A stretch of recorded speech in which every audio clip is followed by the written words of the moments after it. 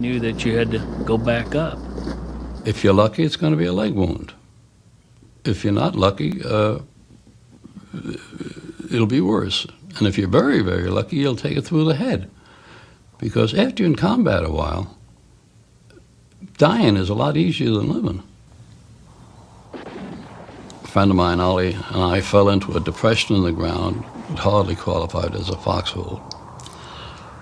We were both numb, absolutely numb with exhaustion. And all he could say for about 24 hours a day was, we got to shoot ourselves. We got to take a bullet to our arm or a leg or somewhere. We got to get out of here because we're never going to make it. He said, we're just never going to make it. And what happened to me is my stomach started to curl up as if I was going to start to cry. And I was afraid I was cracking up. When the enemy's 500 yards away and you got support troops behind you and you're sitting there in a hole with a guy who wants to shoot himself and you're ready to cry, it's not normal. And the other fellows already cracked.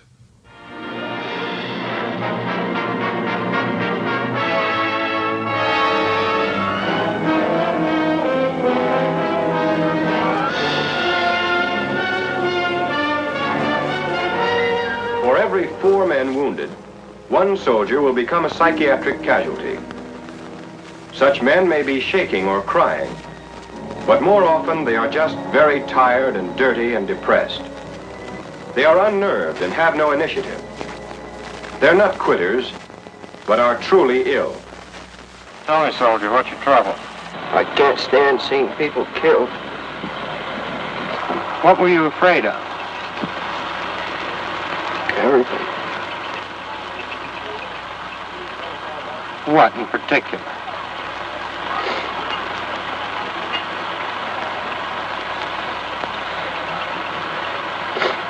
What in particular? Dead. What? Dead. Dead what? Dead people. Can't stand seeing them. I can't hear you. Can't stand seeing dead people. What does People that who do to you? were not necessarily severely wounded, but who were no longer in charge of themselves. They would put them in a detachment or an installation to put them through a kind of a very quick and dirty process in which they were given sodium amytal or one of these other, it's a sort of a truth serum thing, but it was in the form of tablets. And this would give them a very deep, deep sleep, sort of almost a trance-like sleep, for 24, sometimes 48 hours. During this time, the enlisted men and myself would sometimes go by. We had to supervise it because they'd be screaming and they would be deep, deep asleep, and there'd be terrible expressions of their fear and their fright. You're back on the battlefield now. Watch out, those shells are coming. Watch out! Duck! The assumptions were that this would have some kind of cathartic effect, the sodium amytal, which the men called blue 88s. You know, the most effective artillery piece of the Germans was the 88, and this was blue 88s because the sodium amytal was a blue tablet. And then they would come out of this, and depending on the dosage, 24, 48, 72 hours, and they'd be walking around completely numb. Sometimes they would be slipping and falling. That took a few more hours. And then they would be given a shower, new clothes, and a pep talk, and the attempt was made to send them back. I say the attempt because it didn't always succeed. They weren't suitable to be returned. And in a sense, the thing that repelled me so badly was that you were talking to men who weren't quite yet still in charge of themselves, and you were sort of shepherding them back to the front. At one time, the chief of staff asked me to go out and talk to him. He said, "You're good at that, you go out and talk." And I said, "Colonel, I really don't want to do it." He said, "I know, Ben." He said, "Do it anyhow." And I went out and I tried haphazardly to try to get them, to persuade them to get in their trucks and go back. They'd finished with their 72 hours, they got in their clothes, and they just looked at me, and half of them looked as if they couldn't focus. And finally one of them said, "Don't you guys understand? If you can still walk and see, they'll keep shipping you back.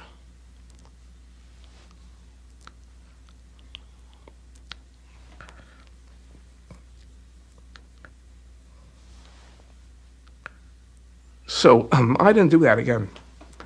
And I told my commanding officer I wouldn't.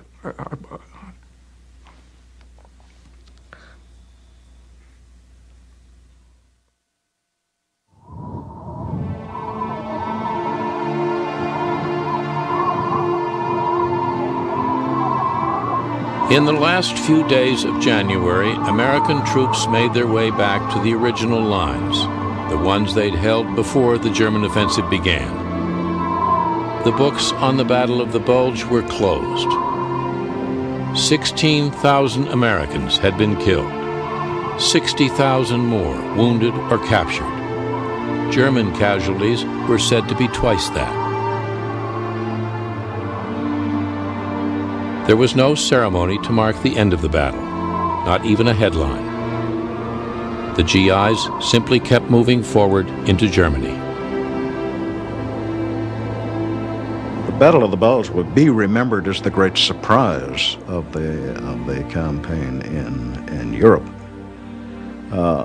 I think General Bradley would hold that it speeded the end of the war because the German took so many casualties, and when he was as severely defeated as he was in the Battle of the Bulge, it helped end the thing by May. An intelligence failure, certainly we didn't know he was coming. When you look back on the record now, you can say, hey, you should have seen this, or you should have seen that, or anticipated this. I don't think anyone did.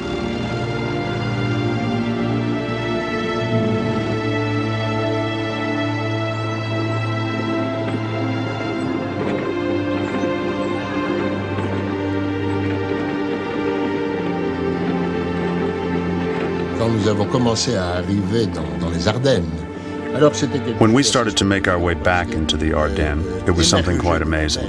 Emerging from the snow, the white, were two things. Houses that were destroyed, because the villages were practically all destroyed, and huge black holes, vast numbers of them, in the fields.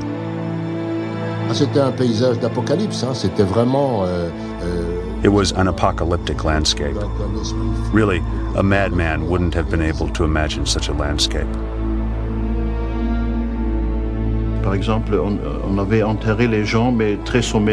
People had been buried, but very summarily, because in winter everything was frozen.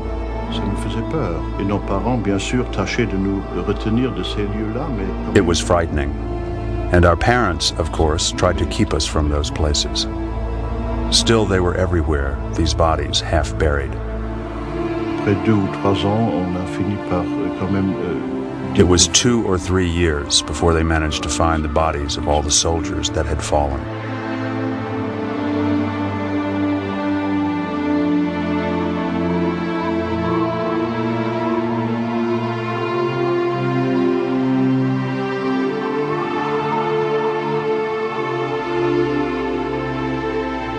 Every time it snows or something, I'll think about those days during the Bulge. It brings back memories of the friends that I lost and the desperate feeling that we had in those days. And it kind of irks me that after 50 years, I still think that way.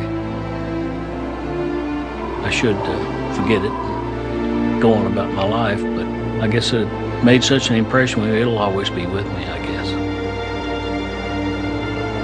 These memories are there a lot more vividly, even after 50 years, than probably what I did yesterday. I can tell you how deep the snow was. I can tell you the color of the snow and the blood the next morning. I know what equipment I had on. I know the words that we said. They stay with you.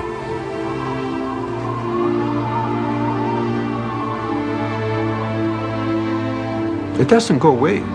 It sleeps sometimes, but then it awakens again.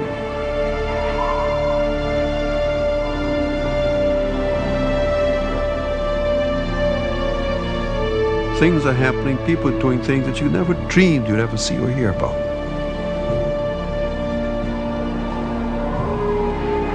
is an enormity of an experience. And everything after that has been a footnote.